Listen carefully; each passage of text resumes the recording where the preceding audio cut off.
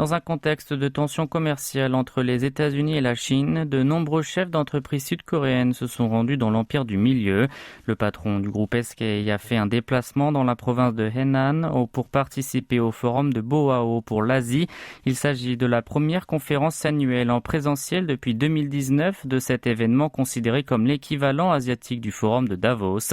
À noter aussi qu'il s'agit de la première visite sur le continent chinois en 4 ans pour Choi Tae-won.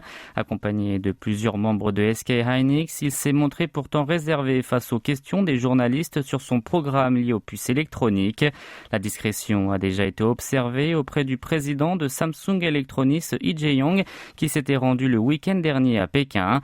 Le déplacement en Chine de ces chefs de conglomérats sud-coréens a pour objectif officiel d'assister au forum, mais officieusement, il permettrait de mener des consultations avec le gouvernement chinois sur le dossier des semi-conducteurs.